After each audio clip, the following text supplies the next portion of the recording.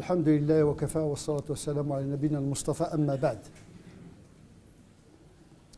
À l'occasion du mois du pèlerinage de Dhul-Hijjah,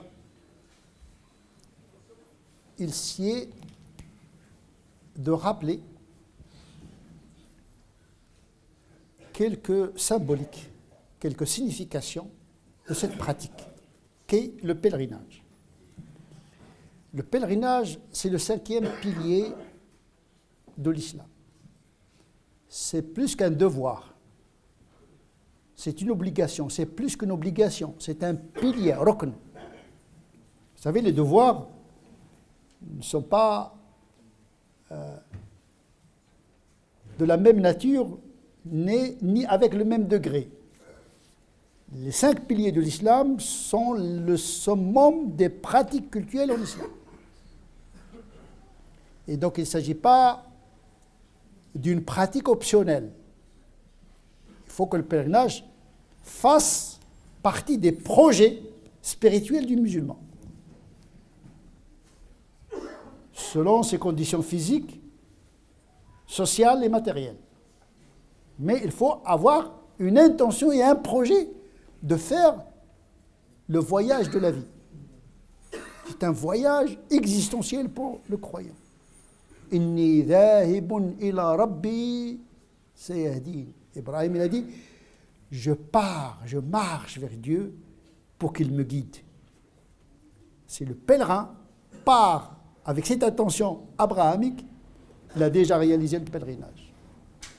Une sortie du monde matériel pour vivre des moments de transcendance et de proximité par rapport au divin. Donc le pèlerinage, c'est un voyage aussi physique que spirituel. Malheureusement, les musulmans s'intéressent plutôt au côté matériel, morphologique, symptomatique, apparent du pèlerinage. Il oublie que toutes les pratiques doivent avoir un esprit, sinon la pratique devient un cadavre.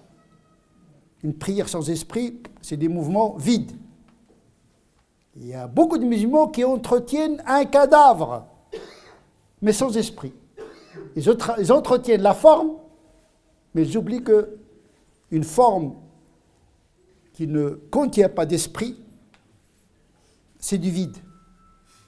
Eh bien, il y a un pèlerinage rempli de spiritualité.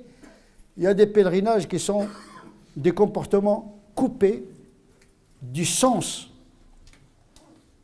Lequel sens est établi par les éléments de la foi. La foi, elle établit les idées, le sens qu'on a des choses. La foi, ce n'est pas uniquement un sentiment. Bien sûr, la foi, c'est un sentiment universellement partagé. Il existe chez tous les gens. Sauf que la foi du musulman, elle est éclairée par des croyances. Ces croyances, ce sont des idées sur Dieu, sur les anges, sur le monde. Une foi qui est éclairée par des idées. L'iman, c'est une chose, la aqida, c'en est une autre. Et donc on a besoin d'une aqida conscientisée, sur laquelle on va construire l'édifice de nos pratiques et même la construction de notre vie, aussi spirituelle que matérielle. Ce qui va nous intéresser dans le pèlerinage, ce n'est pas la forme, c'est-à-dire le côté canonique, ce qu'il faut faire pendant le pèlerinage, etc. C'est très, très important de connaître le comment. Mais il est encore plus important de comprendre pourquoi, avant le comment. Pourquoi nous faisons le pèlerinage.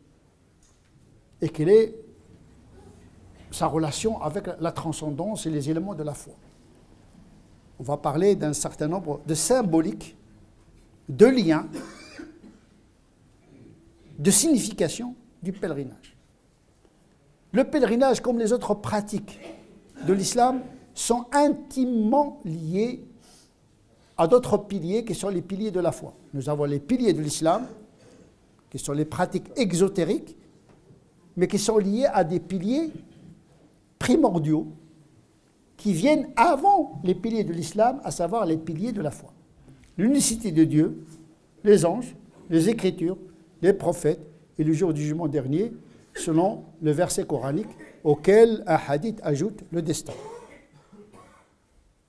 C'est pour cette raison que beaucoup de savants s'arrêtent uniquement aux 5 piliers de la foi.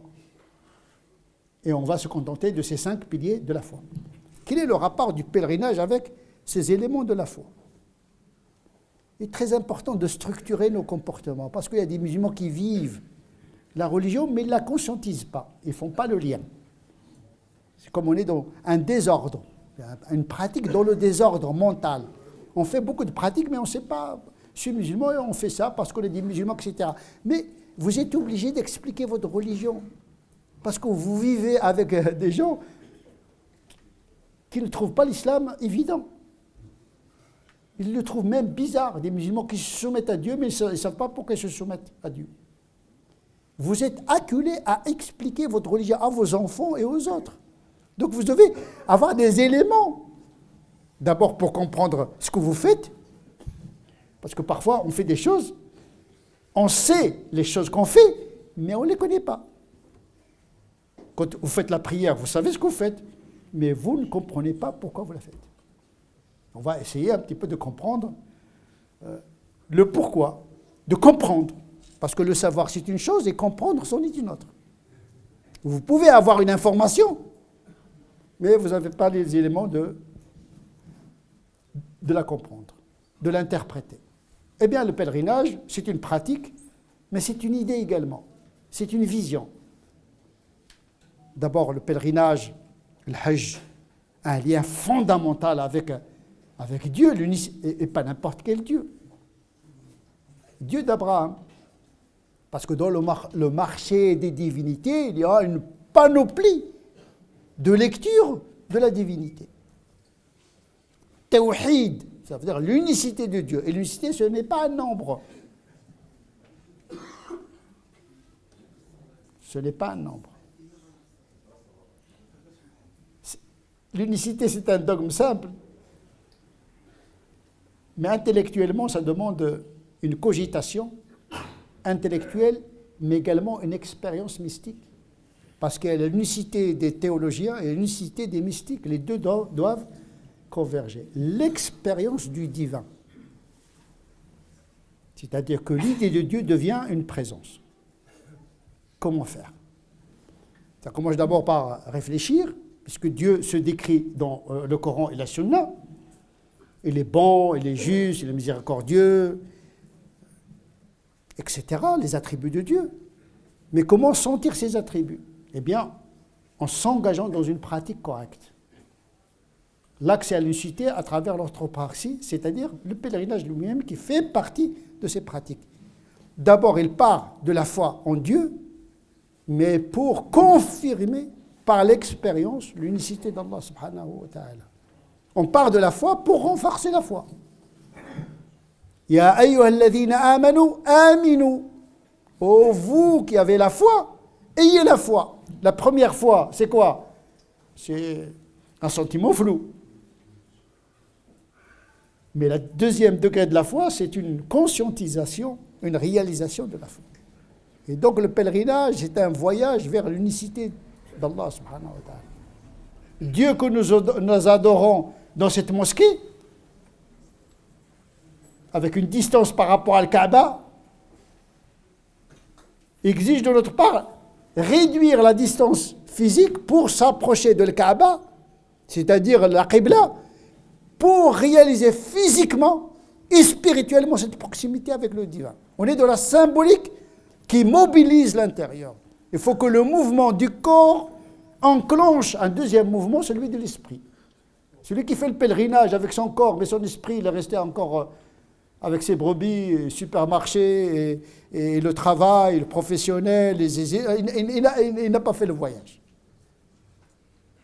Le pèlerinage, c'est un renoncement. C'est un voyage.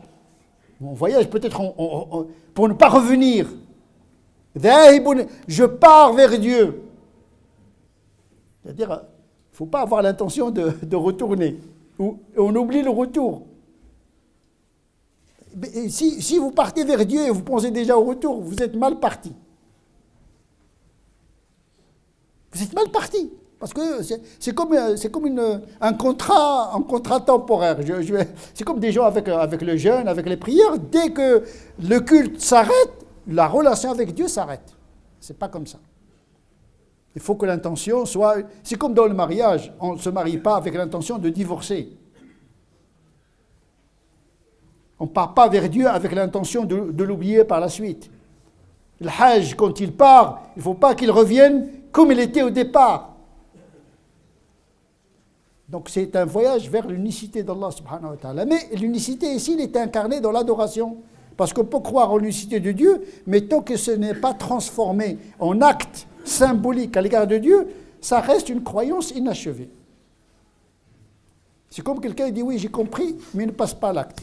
Est-ce que vous pouvez le croire? Oui, je crois en l'unicité, mais je ne lui adresse pas le culte. C'est ce que faisaient les Arabes avant l'avènement de l'islam. Quand on leur pose la question qui vous a créé, ils disent c'est Dieu. Mais dès qu'ils passent au geste de l'adoration, ils associent à Dieu d'autres déités. C'est ce que l'islam est venu faire. Il a débarrassé la Kaaba des idoles.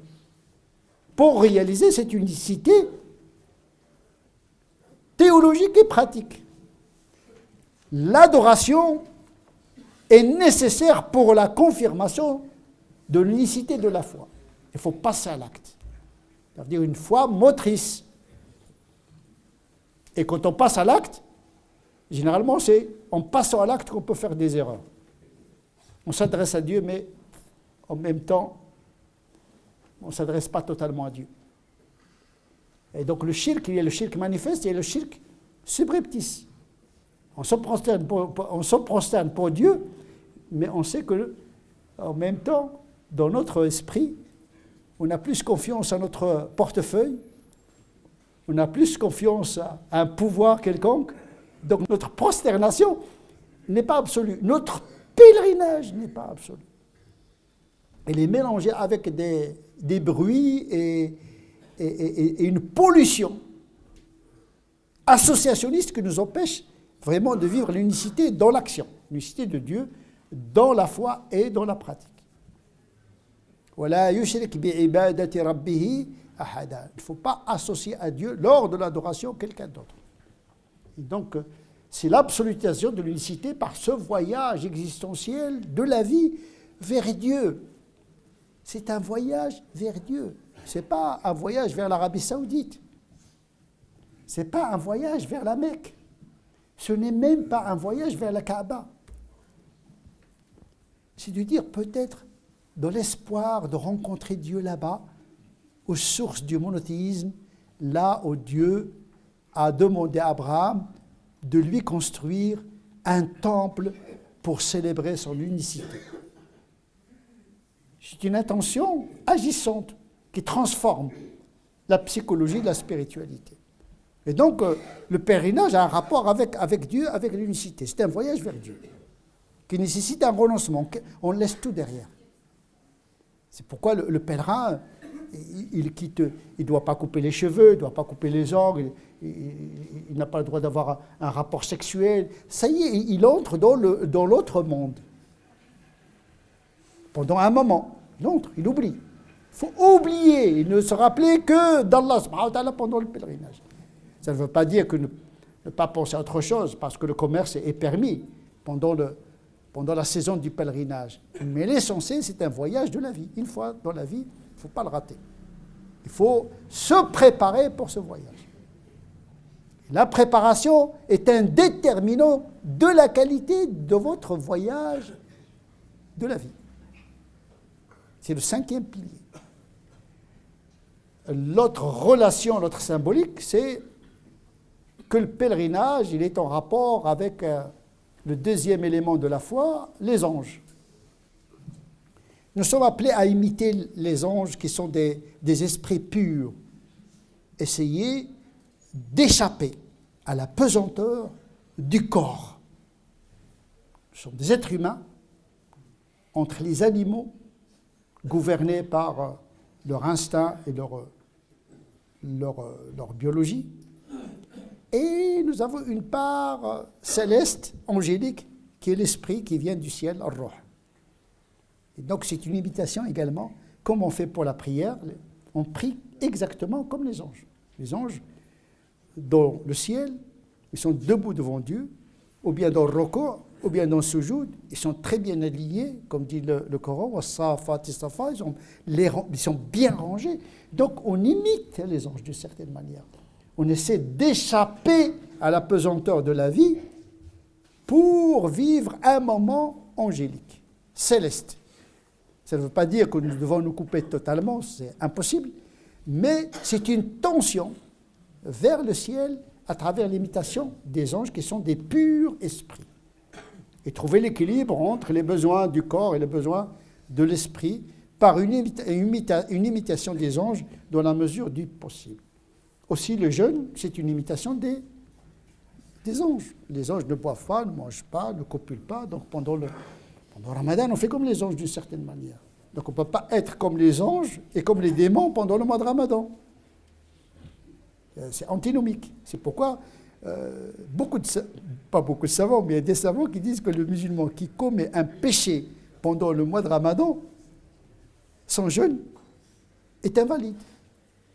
Parce que c'est antinomique avec la ya'suna Allah ma amarahum wa yaf'aluna ma yu'marun. On ne peut pas être ange et démon en même temps. Le jeûne, c'est une entrée dans l'état angélique. Donc on ne doit pas désobéir à Dieu comme le font les anges. C'est un avis minoritaire, mais il existe, il est symbolique, parce qu'ils ont compris qu'être dans le jeûne, c'est être dans un état de pureté. Mais c'est un avis minoritaire, bien sûr. Quand on fait un péché, on a fait un péché, mais ça n'a rien à voir avec le jeûne. Eh bien, le pèlerinage, on fait comme les anges également. Il n'y a pas que les hommes,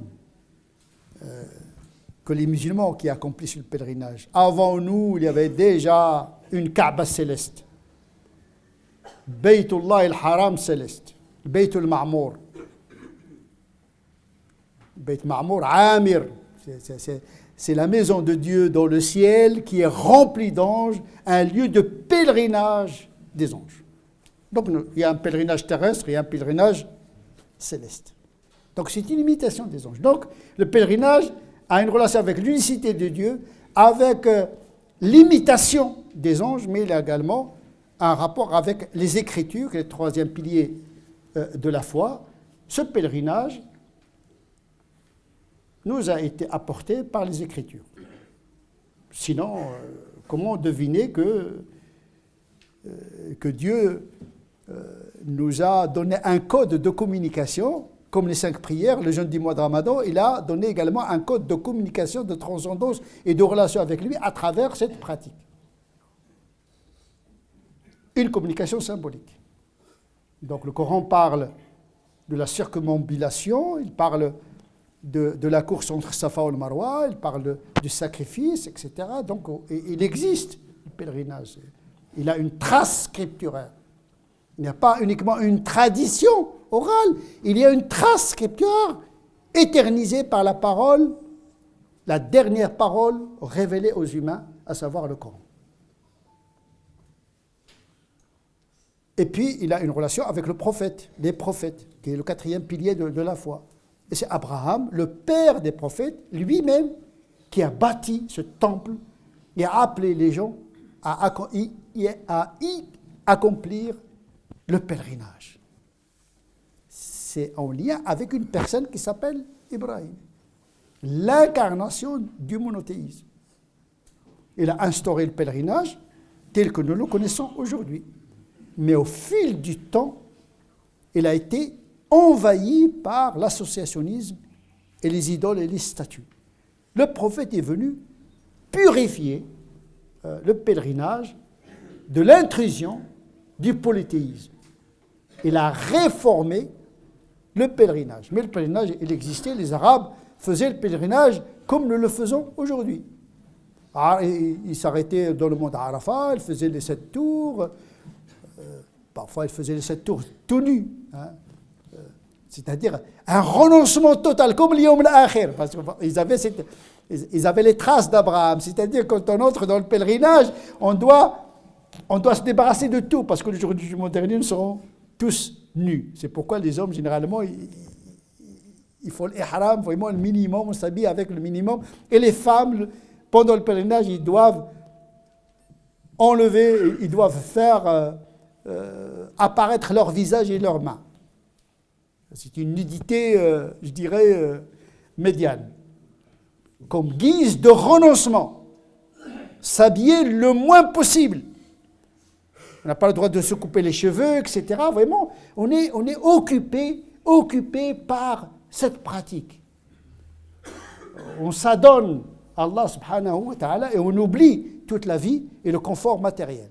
Et donc c'est Abraham qui a instauré cette pratique. Il a été altéré, oxydé par le polythéisme accidentel qui a perverti le pèlerinage. L'islam est venu le débarrasser, tout en gardant la forme initiale, il a débarrassé le pèlerinage des idoles. Donc il est en lien avec l'exemple du prophète, parce qu'il y a Dieu, il y a les anges, il y a les Écritures, mais il y a les prophètes également. Tout passe par l'homme. Tout passe par l'homme. C'est pourquoi Dieu il a envoyé des hommes, il n'a pas envoyé des anges comme messagers. Il ne faut pas mépriser le prophète. Le prophète, il participe du message. La preuve, c'est Millata abikum Ibrahim. Il n'a pas dit Millata rabbikum Allah. Il y a une référence au prophète. Et donc, l'islam, il valorise la personnalité du prophète. Surtout Ibrahim, qui est le père du monothéisme. C'est la seule religion monothéiste qui a réservé tout un rite à la mémoire d'Ibrahim. Le judaïsme, le christianisme se revendiquent de tradition abrahamique. Mais aucun des deux religions n'ont réservé un rite à la mémoire d'Ibrahim. Et donc, à cet égard-là, on fait l'éloge de la prophétie en général et celle d'Ibrahim en particulier. Et puis, il y a le cinquième élément, celui du jour du jugement dernier. Le pèlerinage est une préfiguration de la résurrection. Celui qui veut voyager au pèlerinage, c'est comme un voyage au jour dernier. Tout le monde va comparaître devant Dieu. Il n'y a pas de différence sociale, il n'y a pas de marque qui distingue le savant de l'ignorant, le riche du pauvre. Tout le monde est au même niveau. Inna akramakum indallahi atqakum. Le meilleur d'entre vous est le plus pieux et seul Dieu regarde les cœurs. Tout le monde effectue le même mouvement, les mêmes circuits, mais ils n'ont pas les mêmes cœurs. Et donc il y a un pèlerinage du corps, il y a un pèlerinage du cœur. Il y a un voyage du corps, il y a un voyage du cœur. Or, ce qui importe pour Dieu, c'est réduire les distances spirituelles qui nous séparent de Dieu et pas uniquement les distances physiques qui nous séparent de la Kaaba. Il y a une Kaaba qu'on peut atteindre par le cœur, il y a une Kaaba qui est physique qu'on peut atteindre physiquement. Mais ce qui va importer, c'est cette Kaaba céleste que nous devons atteindre par cette marche spirituelle. Beaucoup de savants, notamment l'imam al-Ghazali, etc., qui parlent du pèlerinage intérieur. Le pèlerinage intérieur. Comme la prière intérieure, comme le jeûne intérieur. Chaque pratique a un zahir et un batin. Chaque prière a une forme et un esprit. Mais attention, au lieu de se concentrer uniquement sur la forme, il faut de temps en temps faire attention au sens que nous portons lors des gestes que nous adressons à Allah subhanahu wa ta'ala, parce que le lieu du regard d'Allah subhanahu wa ta'ala, ce ne sont pas les corps, ce ne sont pas les formes, c'est surtout les cœurs. نسأل الله عز وجل أن يجعلنا من الذين يستمعون القول فيتبعون أحسنه أولئك الذين هداهم الله وأولئك هم أولو الألباب اللهم اهدنا فيمن هديت وعافنا فيمن عافيت وتولنا فيمن توليت اللهم صل على سيدنا محمد وعلى آل سيدنا محمد كما صليت على سيدنا إبراهيم وعلى آل سيدنا إبراهيم وبارك على سيدنا محمد وعلى آل سيدنا محمد كما باركت على سيدنا إبراهيم وعلى آل سيدنا إبراهيم في العالمين إنك حميد مجيد سبحان ربك رب العزة عما يصفون وسلام على المرسلين والحمد لله رب العالمين.